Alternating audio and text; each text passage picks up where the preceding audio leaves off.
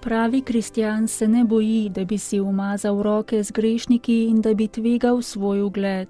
Ima namreč srce Boga, ki noče, da se kdorkoli izgubi. To so besede papeža Frančiška med današnjo jutranjo sveto mašo. V središču njegove homilije sta bili priliki o izgubljeni ovci in izgubljeni drahmi. Farizeji in pismouki so se pohujšali, ker je Jezus sprejemal grešnike in jedel z njimi. To je bilo za tiste ljudi v tistem času pravi škandal. Predstavljajmo si, je pri tem vzkliknil papež, kako bi bilo, če bi takrat že obstajali časopisi.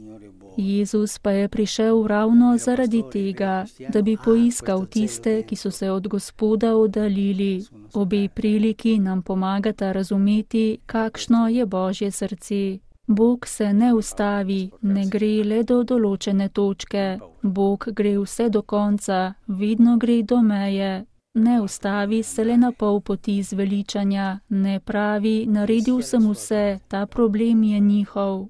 Farizeji in pismouki pa so nasprotno se ustavili na pol poti. Zanje je bilo pomembno, da je bilo ravnotežje med dobičkom in izgubo bolj ali manj ugodno. To je bilo dovolj, da so bili mirni. Res je, izgubil sem 3 drahme, izgubil sem 10 ovc, a veliko sem tudi pridobil. Tak način razmišljanja, kot je nadaljeval papež Frančišek, ni božji. Bog ni špekulant, Bog je oče, ki gre vse do konca, vse do meje, da bi rešil. Božja ljubezen je takšna. Žalostno je, kadar vidimo pastirja na pol poti. Pastirja, ki odpre vrata cerkve in nato ostane tam ter čaka. È triste il cristiano che non sente dentro nel suo cuore il bisogno, la necessità di andare. Žalosten je kristjan, ki v sebi, v svojem srcu ne čuti potrebe, nujnosti, da bi šel in drugim pripovedoval, da je Gospod dober.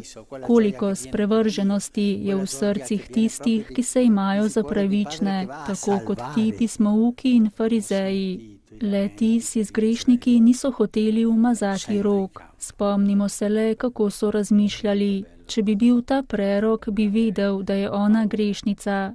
To je prezir. Ljudi so izrabili, nato so jih zaničevali. Papež je nadaljeval, da je biti pastir na pol poti poraz. Pastir mora imeti srce Boga, iti mora vse do meje, ker noče, da bi se kdorkoli izgubil. Il vero pastore, il vero cristiano ha questo zelo dentro.